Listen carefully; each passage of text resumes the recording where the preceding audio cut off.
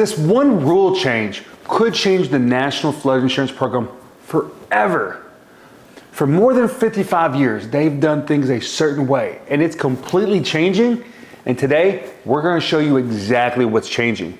So if you're a homeowner, if you're a renter, or even a business owner, then this video is for you.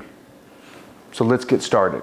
But before we do, look, share, like, subscribe to the channel, because the majority of people like yourself who are watching this video are not subscribers, which means they're missing out on very valuable flood updates like this one right here that we're about to discuss. Hi, I want to welcome you to the Flood Insurance Guru. I'm Chris Green, your guide in today's video, where we talk about a major National Flood Insurance Program update that you need to know about as a homeowner, a renter, and a business owner across America. So whether you're in Alabama or you're in California, this is going to impact you. And what we're talking about is this new rule change that the federal program is putting in place when it comes to installment plans. Now, what exactly does this mean? Here, go ahead and watch this video right here that was recently done in the news about exactly what's happening, and then we're going to set the facts straight for you. Added expense of a flood insurance policy nearly impossible in an insurance market like Florida with the highest rates in the country. But FEMA is hoping to now make it more affordable by allowing you to purchase flood insurance in monthly installments. Traditionally, if you didn't have a mortgage or didn't live in a mandatory flood zone, you had to pay your annual premium all up front. So you just got done watching this video that the news has done in Florida on this. Now, let's set the facts straight. What's exactly happening here?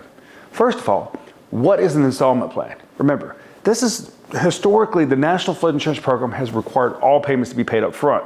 What an installment plan means, now you could break this up over a monthly payment. This means that if you had a $1,200 premium, that could potentially now be $100 a month. Look, that could be big for lower income households or people that are just on the budget. Or what if you're a commercial account that's got a $50,000 policy? Imagine what this could do to help you, as premium financing is typically not available in National Flood Insurance Program policies. So this is huge. So that's what is an installment plan. Who's going to be eligible for this installment plan? Look, anyone who has a National Flood Insurance Program policy or wants to get one and they're eligible, as long as payments are not being escrowed by a mortgage company, you're going to be eligible for this program. That's great news. When's it going to be happening? Well, technically the law should be going into effect January 1st, 2025. However, the National Flood Insurance Program has told us, look, it's going to take time to get us down to the write your own carriers through the NFIP Direct program, get certain things implemented of how this is going to work on commissions, cancellations, and all these things. So it's going to take some time there. So even though the law goes into place in January, some companies are anticipating that we may not see payment plans actually until the fall of 2025. Now, hopefully it's sooner. Hopefully it does happen in January. Because look, we've been pushing for this change for about 10 years. Because one of the big things with flood insurance in the National Flood Insurance Program historically has been a lot of people just couldn't afford these high premiums or paying it all at once. You know, imagine being a new homeowner, wanting to protect yourself, but you just don't have $3,000 sitting around, but you may be able to afford, you know, $200 to $250 a month. That could be a big difference here. So that's when it's happening, what's an installment plan, and all these things. So let's talk about this now, though.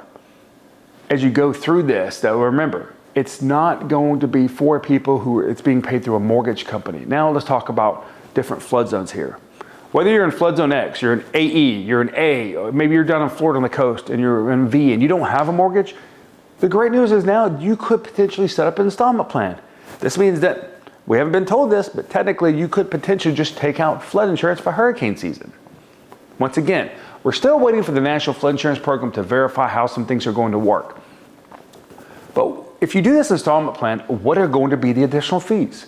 The good news is the National Flood Insurance Program has said there are going to be no additional fees if you decide to go with this installment plan. How is it going to work claims time? We're not real sure on exactly on how that's going to work with cancellations and all these different things yet. This is still kind of a moving situation with the National Flood Insurance Program, as typically a lot of these things are, as they haven't even given guidance to their write your own carriers yet, which are companies like Wright Flood, Assurant Flood, Allstate. These third-party companies that are offering coverage, are offering policies through the National Flood Insurance Program, have not been told exactly how this is going to work yet. But we at least wanted to get this video out based on these news stories and set the facts straight also of what this means and the impacts. Now, let's say that you currently have a flood insurance policy, the National Flood Insurance Program, and you're paying the whole thing up front. The good news is when it renews in 2025, you could potentially be able to pay this on a monthly basis. Now, here's the condition when setting up these installment plans. They're saying that it typically has to be done on auto draft. We imagine that this is going to be ACH, directly from your bank account only, not through a debit card or credit card, because then you'd be talking about probably a lot of different credit card fees and things like that. So that is going to be the condition for requirement there. We're also not sure how exactly this is going to work with severe repetitive loss properties or repetitive loss properties with NFIP directives. They have different requirements here. It could be also that these do have installment plans, which is great news.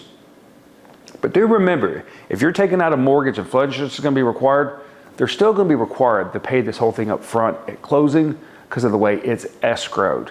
Even though you're paying monthly on your housing payment when this happens, this is still going to be the requirement with the National Flood Insurance Program.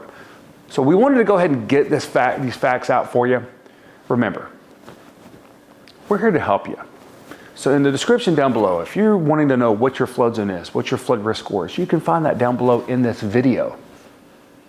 You can even go ahead and get a flood insurance quote if you want. And look, if things come to change when the renewal and you want to do a payment plan, we should be able to help you with that and also provide the different options for you with the National Flood Insurance Program and private, because we're pretty sure that private flood insurance is not going to go down this monthly road after speaking to them directly over the last couple of weeks.